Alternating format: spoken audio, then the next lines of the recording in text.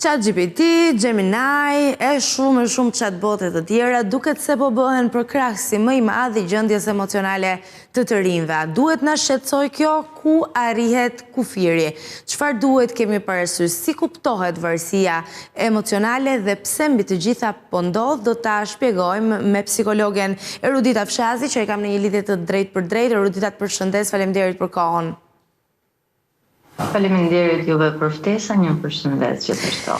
Unë e nisa duke përmendur dy nga chatbotet më të njohura të inteligjencës artificiale. ChatGPT-ja patjetër është një ndër. Lajmi i mirë është se të paktën sipas disa statistikave të publikuara vetëm një ditë më parë, Shqipëria renditet ndër vendet me numrin më të ulët të përdoruesve të ChatGPT-s, megjithatë ende tendenca vijon të mbetet e njëjtë. Të rinj që i drejtohen për të zgjidhur problemet e tyre emocionale këtij chatboti, i cili është krijuar duke marrë bazën e informacionit nga libra të ndryshëm, nga studime të ndryshme, dhe ajo çfarë natyrshëm vjen si pyetje në këtë pikë është çfarë e krijon këtë varësi dhe këtë komoditet mbi të gjitha, që ti tregosh gjendjen tënde emocionale një chatboti, që nuk është një person fizik, po është thjesht një mjet në telefonin tënd apo në PC-n tënde dhe mund të thuash gjithçka. Do ta filloj përgjigjen me një pyetje. Pas intervistës sot, cila është gjëja e parë që dëshiron të dëgjoj? Si shkoi? Dhe sigurisht ajo çfarë merr nga ChatGPT janë fjalë më të mira. Gjithmonë je duke u aprovuar për atë çfarë ke bërë, e bëre shumë mirë, inkurajohesh, motivohesh. Dhe të gjitha këto janë elemente që e nxisin apo e tërheqin individin drejt chatit. Kështu ti vlerësohesh për gjërat që ke bërë, edhe nëse nuk i ke bërë mirë, dhe kjo i tërheq me shumë të rinj të cilët kanë ata problemet e tyre me familjarët, me jetën e tyre sociale dhe kanë nevojë për aprovim, dhe te chati gjen gjithmonë një fjalë të mirë, po dhe shumë mirë, wow, ide fantastike. Dhe të gjitha këto të bëjnë të ndihesh më i kuptuar, më i vlerësuar, dhe sigurisht pastaj mbi përdorimi sjell ato pasojat afatgjat. Po jo vetëm kjo, edhe dhe gjithë moria e informacionit, tashmë është në thojza dikush që bën punën për ty dhe kjo e ka lehtësuar punën e personave dhe e dizenjuar me qëllim për të bërë domosdoshme në jetën e përditshme, kjo ka bërë që të rritet edhe numri i përdoruesve. Erudita, po në punën tënde të përditshme, po shfaqen raste konkrete që lidhen me këtë fenomen, pra të rinj që ndoshta të drejtohen, sepse mendojnë që ka ardhur koha të takojnë një psikolog, një terapist, një njeri të formuar në këtë fushë, por që e nisin bisedën, e kam provuar që ta bëj terapinë edhe me chatin, po mendoj që tani është momenti për një psikolog vërtet. Po, kam të rinj, po madje edhe të rritur, kur tentoj të mësoj teknikat e relaksimit, më thonë, i kam bërë të gjitha ato që më jep chati. Nga njëra anë, shumë mirë, sepse është një mundësi për të komunikuar, zakonisht personat me probleme të shëndetit mendor kanë nevojë të shprehen dhe fakti që merr një përgjigje të bën të ndihesh më i qetë, më i kuptuar, më i dëgjuar. Por nga ana tjetër, filtrimi i informacionit, chati është teknologji, nuk është një profesionist. Nuk bën dot empati, bën gjithmonë ti ke drejt, është ashtu, bëj kështu. Asnjëherë nuk e zëvendëson profesionistin i cili të ndjek nëse ti po e bën siç duhet ushtrimin, ta mëson siç duhet, ta modelon atë. Dhe sigurisht teknikat e relaksimit nuk mjaftojnë për të trajtuar një problem. Madje edhe në jetën e përditshme, shpesh më pyesin kam nevojë për një këshill, kam këto shqetësime. Te psikologu nuk merren vetëm këshilla. Në fakt, puna kryesore te psikologu është të punosh me mendimet që më mbajnë ndjenjat dhe po të prishin funksionimin e përditshëm. Dhe prandaj chati nuk mundet të ta zëvendësojë psikologun. Megjithatë, do doja patjetër të drejtoja këtë pyetje. Isha duke menduar si ta zhvilloj këtë temë, duke ditur patjetër planin që do të diskutonim së bashku për përdorimin e chatboteve për treguar gjendjen emocionale dhe thash, duhet patjetër t'ja bëj një psikologeje këtë pyetje. Mos ndoshta të rinjt i drejtohen inteligjencës artificiale edhe për arsye ekonomike, sepse mendojnë po të ndjek seanca me një terapist, me një psikolog, do të më kushtoj para, kurse kjo është një formë më e lirë, ndonjëherë edhe pa kosto fare, se ka chatbote të ndryshme, nuk po them që e bëjnë punën që bën psikologu, por thjesht për ta shtruar këtë çështje dhe për ta zgjeruar e për të diskutuar.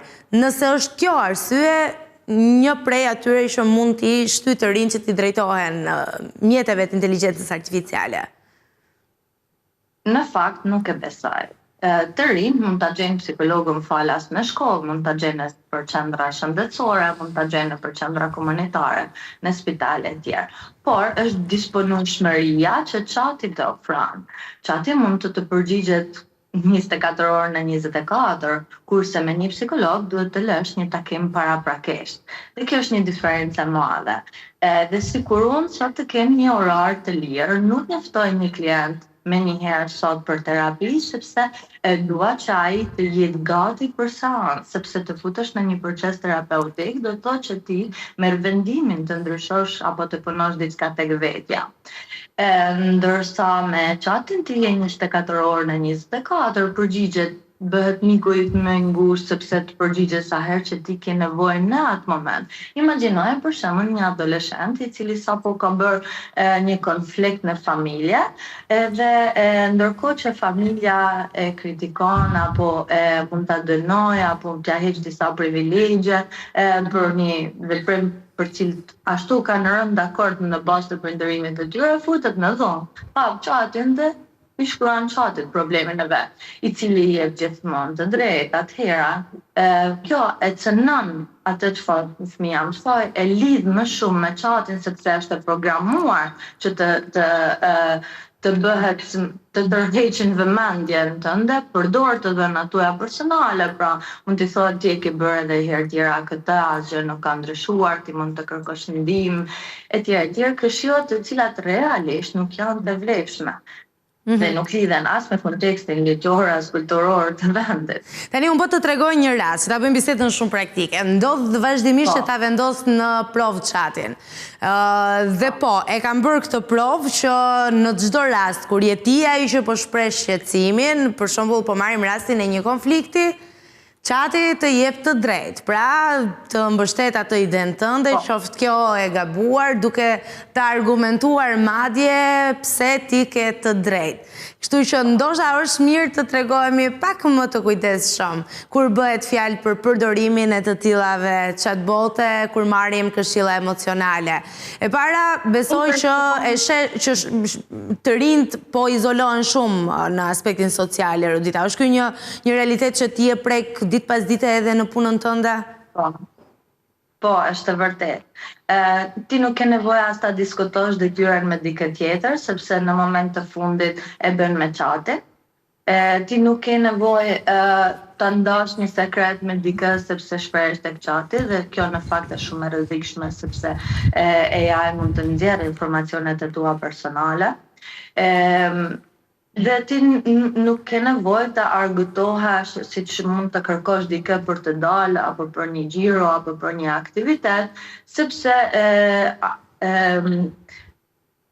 ajo punon me algoritme që marrin vëmendjen tënde dhe ti bëhesh gjithnjë edhe më addicted, më i varur prej përdorimit të chatit. Dhe këtu ndoshta mund të lindin disa probleme. Po tjetër, unë përdor në terapi, brain working recursive therapy është terapia më e re në psikologji dhe psikopatologji dhe fillova të kërkoj në chat informacione. Ajo çfarë ndodhte ishte një muri informacione që unë merrja, po të mos e filtroja, mund të rrezikoja edhe njohuritë mia edhe atë çfarë do të ndaja me tjerë, sepse informacioni ishte totalisht pa baza shkencore të terapisë. Pra mënyra se si e shpjegohet se si dorë të trajton një problem, nuk kishte lidhje me terapinë. Dhe e pyeta çfarë ku e morë këtë informacion nga të dhënat të tjera në internet.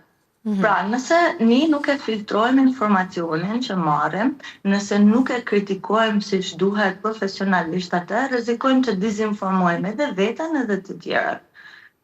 Dhe ajo çfarë lind si Çati është kaq i keq në fakt, sepse ne marrim informacion shumë shpejt, analizojmë shumë shpejt, krahasojmë shumë shpejt, nganjëherë na ndihmojmë ta paraqesim formalisht materialin më shpejt, por e vërteta është se informacioni duhet filtruar, është shumë e rëndësishme që të bësh një brainstorm fillimisht të asaj gjë çfarë ti kërkon të sjellësh apo të punosh dhe pastaj mund ta përdorësh chatin për strukturim.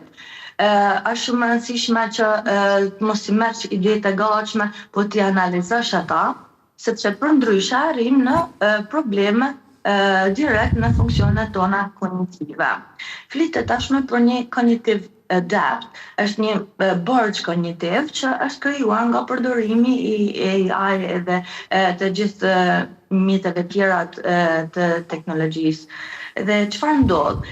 Ne prokrastinojmë, ne i shtyjmë gjëra sepse e dimë që do na i bëjë çati, ne i delegojmë përpjekjet tona kognitive, i shkruajmë chatin ma bëj ti, ma përmbledh ti, ma strukturoj ti, ma shkurto ti, dhe lënë, si më thënë, procesin ton kognitiv përgjysëm dhe ajo critical thinking, të menduarit kritik dhe zgjidhja problemeve të ne nuk përfundon si proces, kështu automatikisht do të anashkalojmë të gjithë procesin e të mësuarit, sepse gjysmën e punës do e bëjmë ne me prompt dhe gjysmën do e bëj chati.